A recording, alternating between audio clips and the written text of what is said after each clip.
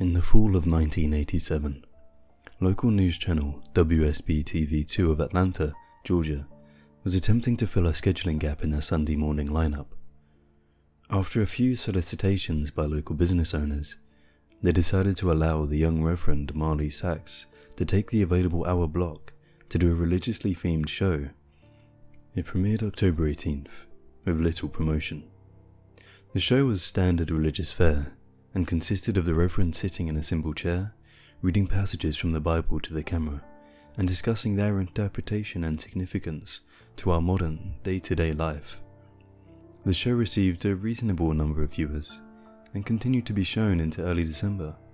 It was then that the studio began to receive extremely strange complaints from viewers of Words of the Light with the Reverend Marley Sachs. The calls were from women, and only women, who vaguely referred to uncomfortable feelings they had.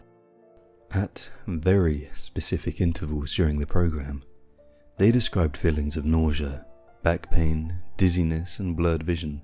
These callers, for no discernible reason, were convinced that it was the viewing of this program that was causing these symptoms. It was later determined, after 3 weeks of complaints, that these feelings were happening at roughly 12-minute intervals during the course of the program. The small studio staff checked all recording equipment, both audio and video, and found nothing faulty. When the Reverend was made aware of these incidents, he merely shrugged and stated cryptically that some can't handle the voice of God. The head of the studio, at a loss to explain the cause of these complaints, decided to continue running this program.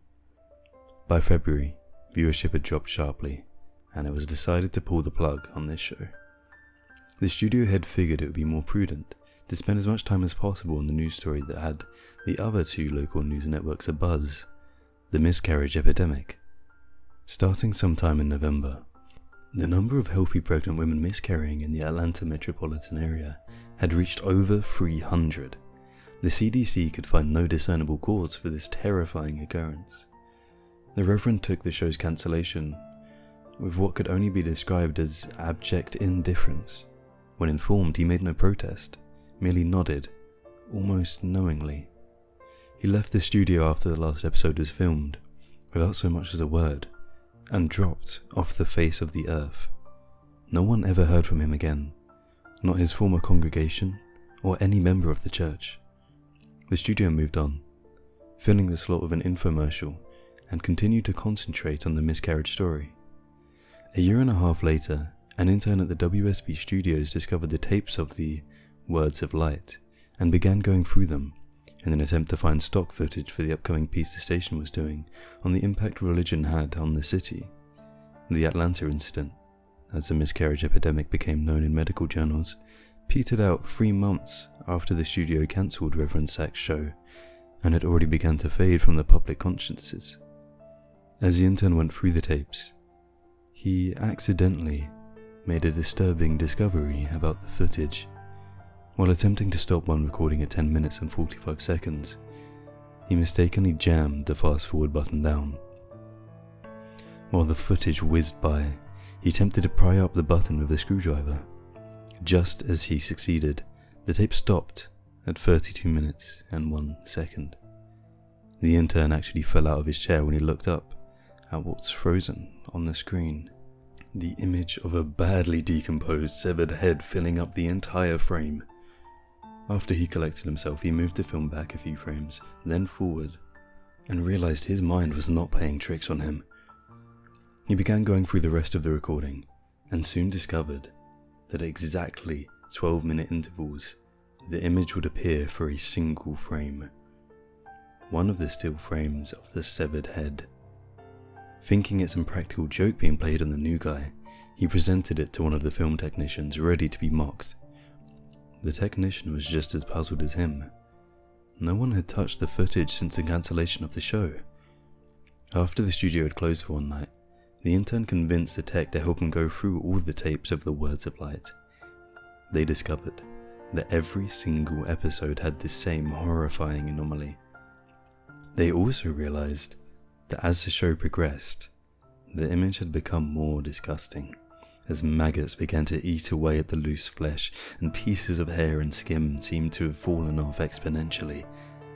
The tech made clear to the intern that what they were seeing was technically impossible, since the film itself showed absolutely no signs of splicing, and he himself had been at every filming of the show and knew of no time when this image could have been inserted into the frame. All of this was presented to the studio head, who, fearing some kind of backlash over allowing this to get onto the air, ordered all the tapes destroyed. He told only the intern and the tech that he had no interest in knowing who did it at this point, only that covering their collective asses is all that's important now. He demanded they mention this to no one. And the tech easily moved on, remembering the incident as a darkly funny personal anecdote, but the intern wouldn't let it go. He made copies of as many tapes as he could before they were wiped, and took them to see if they could find anything else in them that might point to who did this, or why. A week later, he attempted to rope the tech into helping him again, saying that he believed he had discovered something even more disturbing than the images themselves.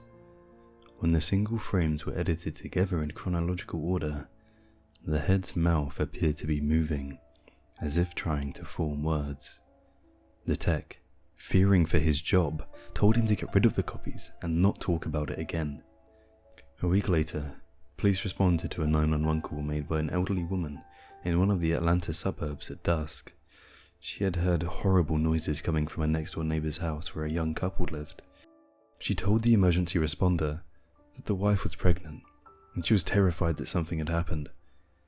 When the officers arrived on scene 20 minutes later, they found no lights in the windows, and the front door was ajar. They moved in slowly and made their way into the living room. Inside, they found a young woman, dead, with her abdomen slashed open. The wound was jagged and a trail of blood led from the body to the couch on the far end of the room.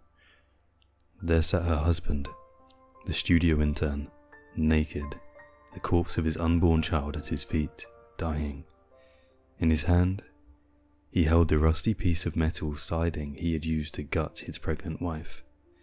The television was on, and playing an 18-second loop of silent footage of a decomposing head mouthing some unintelligible words. The story at the police precinct to this day goes that the intern kept saying under his breath, over and over again as they led him away, "The light of God calls them."